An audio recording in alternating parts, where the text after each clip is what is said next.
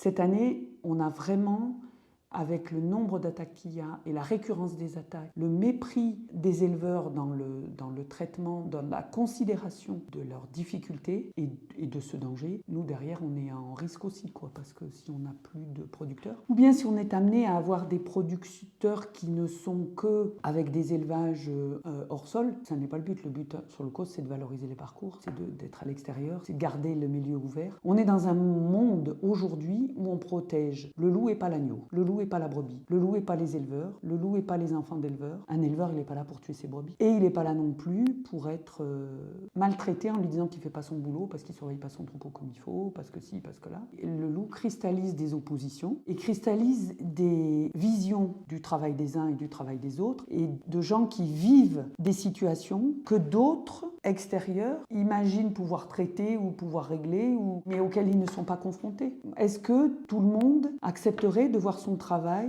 saccagé un week-end et puis de dire lundi tu vas recommencer le boulot et tout doit être nickel? Qui accepte ça? Et aujourd'hui, il y a une détresse à laquelle la rigidité administrative n'est pas en capacité de répondre. Il y a à la fois la cristallisation d'idées qui sont différentes, mais il y a surtout le mépris de la connaissance des situations réelles. Il y a des troupeaux qui ont été attaqués de jour avec des patous, avec un berger, une bergère en l'occurrence. Il y a à la fois l'aspect diversité, biodiversité, mais il y a aussi tout cet aspect social, sociologique, de comment on prend en considération la présence des personnes, le respect de leur travail, le harcèlement qu'elles subissent et qui est nié. Ce qui me fait le plus peur, moi, c'est cet aspect humain qui est nié. C'est savoir qu'est-ce qui est prioritaire. Et aujourd'hui, j'ai pas l'impression que ce soit les personnes qui soient au centre. La préservation de l'environnement ne doit pas se faire au mépris du respect humain. Donc je me dis qu'il y a des choses à faire s'il y a une volonté. Mais il faut qu'il y ait une volonté à la fois institutionnelle, politique, d'un groupe humain. Parce qu'effectivement,